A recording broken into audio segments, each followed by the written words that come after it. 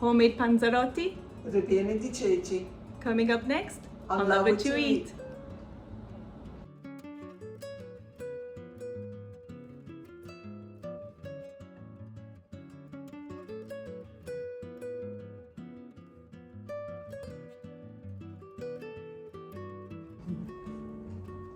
So to make this version of another panzarotti, we have simple ingredients. Ma, what do we have? Flour, olive oil, white wine, and water. That's it. Kneading a little bit of arm muscle, tag teaming together to get that done. In the fridge for a half-hour chill. Meanwhile, we prepare the filling, and then they're gonna be fried up in a deep skillet with some neutral oil. Another Christmas classic. Let's get it started. Yes, we are. Let's get it started.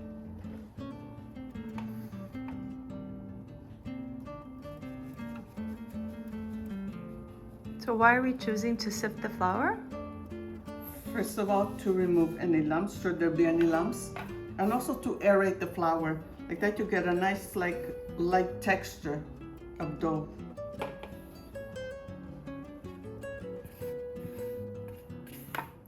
But when we baked back then, I mean, very rare that we used to sift the flour. Maybe we started sifting maybe in 1990. But when I baked with my mother, never did we sift flour.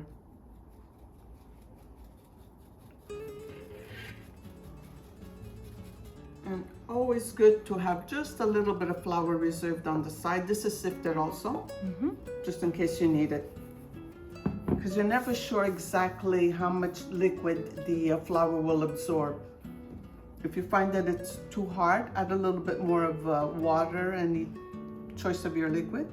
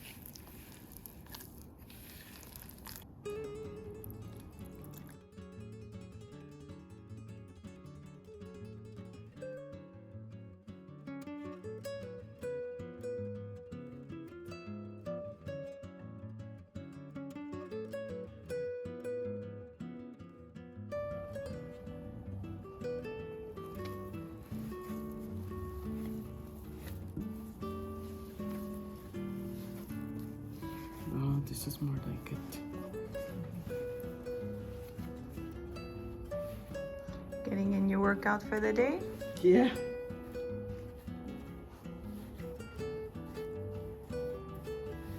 This is a beautiful recipe.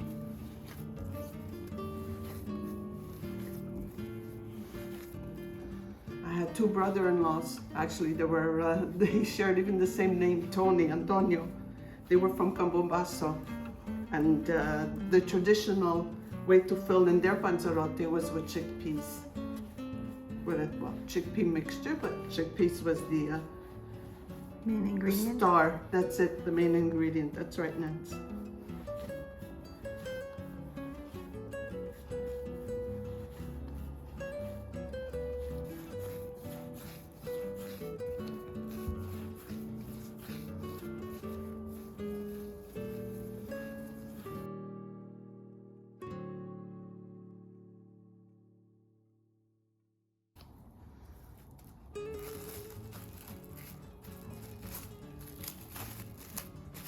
There we go.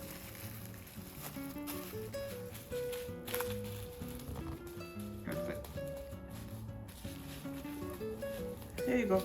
It's ready to go in the fridge for half an hour. In the meantime, we'll tidy up a little bit and we'll prepare the filling. All right, so to make the filling for this classic Panzarotti recipe, we have chickpeas. We're using in this recipe to make it quicker canned. If you don't want to use canned, then rehydrate the beans as you normally do. We have sugar, cinnamon, cocoa powder, honey, marsala, and the zest of an orange. Screams Christmas for scent and flavor. We're going to be blending this all in a bowl with an immersion blender. We want a nice smooth and creamy texture. Very smooth and creamy. And if you don't have marsala wine, you could use vino cotto, musto cotto, or even the Cinzano vermouth. I mean, works very well in this recipe. I always have that at home. All right, closer look to get this mixed up, and then we're gonna be basically rolling out our dough and filling them in. That's right. Okay.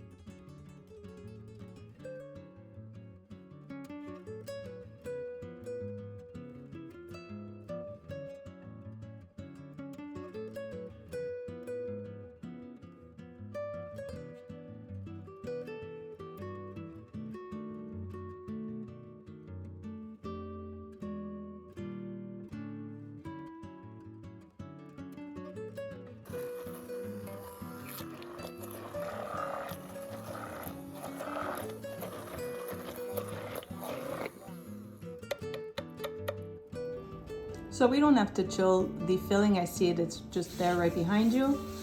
That's fine. So we just finished making the filling and we took the dough out the fridge. And how thin are we gonna roll this? Very thin. As because paper thin we as have possible. to fold it, so you don't want a very thick dough. So if not, it's not gonna make for a very nice bite also. Too much dough. You want a good ratio of filling to dough. that's right. So it's so soft that it'll roll very easily. Yes, it does roll very easily. It's very easy to work with. I'm just gonna cut it in half. Yeah. I'm sure you could also use maybe a pasta machine for this, but We got this silicone mat on Amazon for those of you asking. Our tombano, what we use, needs a little repair, so we got this, and it's easy. I mean, you roll out to the sizing too, so it helps us also when we do our videos on the sizing to explain to you guys how wide we rolled it out to. especially when you're doing pies, the pie crusts. Yeah, it's such an easy dough.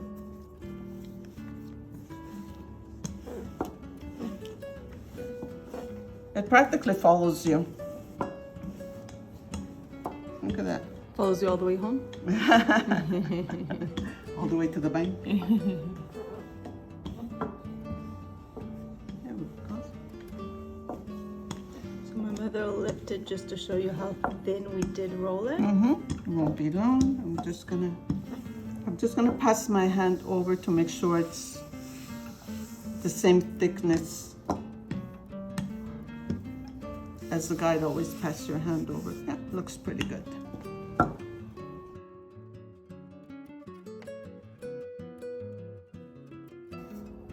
So we're using a cookie cutter. I think it's about maybe 3 inch, 3.5 inch in diameter, but you could use any size that you want. Even the top of a glass or the mason jar.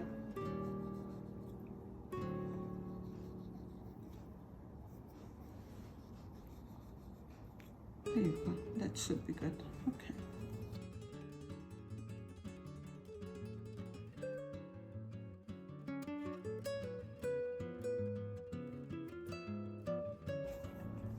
Like I said, it's such an easy dough. Just give it another little quick kneading and we'll wrap it up in plastic wrap like that. It doesn't dry in the meantime. Yeah, while we fill these out.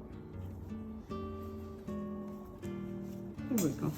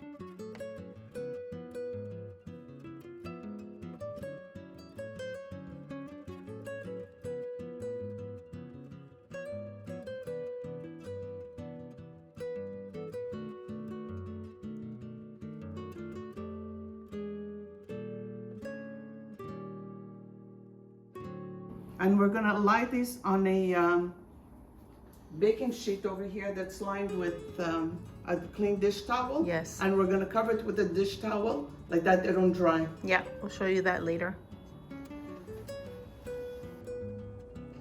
Very nice soft dough. Because of the wine, when you fry them, like it bubbles. It gives you like those little bubbles, you know, like the ghiacchiere. Yeah, yeah. Should we get those air pockets out?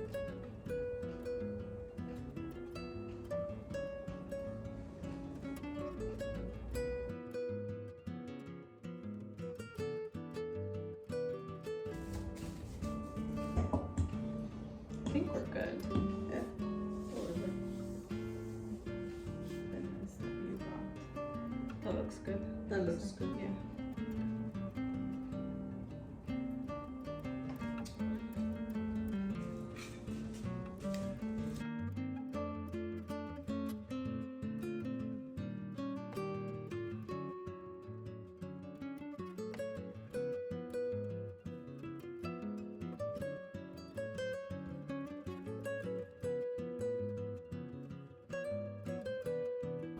So what are we doing here, Ma?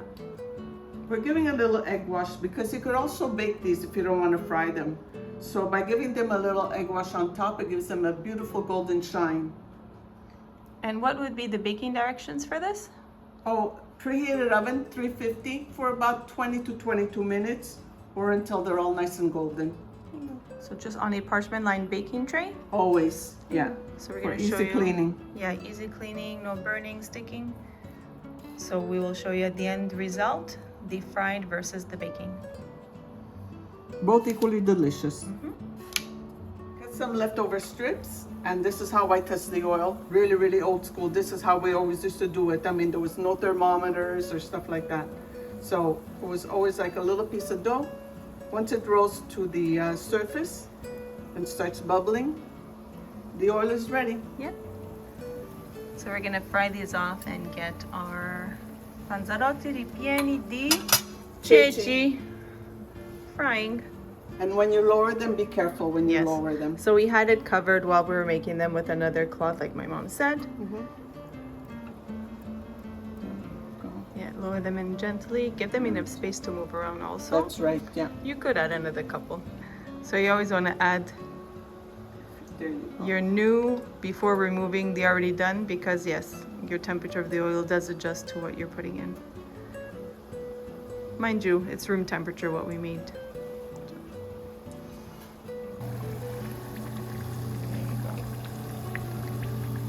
Not they're gonna burst open.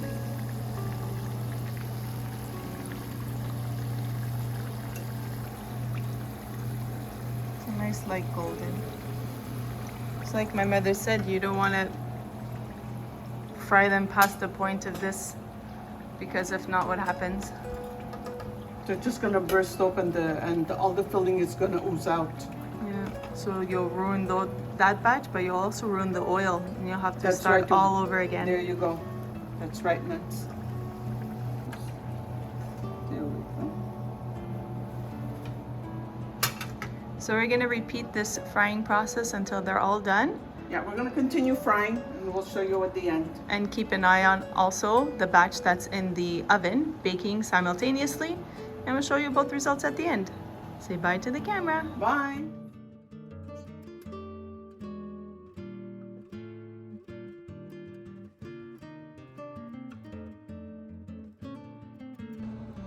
All right, so that is done. We did the fried ones and also showed you that we can bake them. So you saw my mom egg wash them, put them on a baking tray, 350 in the oven, 20 to 22 minutes or until a light golden. So these feel different obviously than the fried one. The fried ones are more soft, still crispy, light.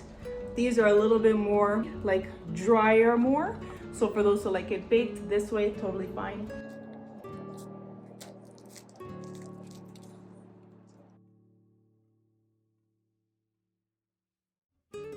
You can dust or drizzle. So dust with powdered sugar or drizzle with honey That's right. right before serving. Yes, If not, they can be stored like this in airtight containers or freezer bags that's right. until you're ready to have your event or Christmas time. And serve them also plain. Yeah, plain. I like them plain, honestly, but I also like a drizzle of honey.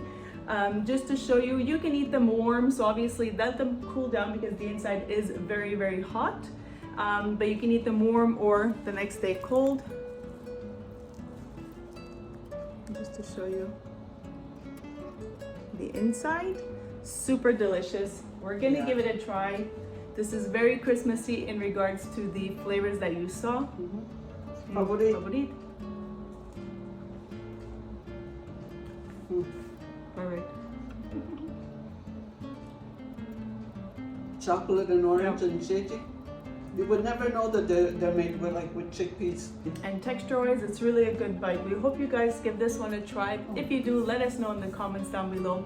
Don't forget to check out our website at www.lovewhatyoeat.net, where you'll be able to find all of our recipes uploaded there to be followed step by step, or let it inspire you to create your own. And that's it. New episodes every Sunday, even during the holidays, so still stay tuned. We will be putting out new content for you guys. We had such a good time this year putting out content for you, and we will continue it because we truly have a great community. So thanks for all the comments, the likes, the shares, the subscriptions. Truly means the world to us. And the hypes, that button of hype. So if you just swipe on the comments, you'll see that hype button, and that is another way that you can support what we do. We appreciate. Thanks to my mom always for giving me her time, her space, her kitchen. But most importantly, thank you to you, our followers, our faithful followers. We really, really appreciate it. Yeah, Grazie. all the way around the world, Italy, Australia, USA, and our hometown of Canada. We truly do appreciate it. Thank you very much. Happy holidays, and until next Sunday. In the meantime, high five a loved one and continue to love what you eat. Bye for now. Ciao, buon Natale a tutti. Continue to high five. Okay, that's done.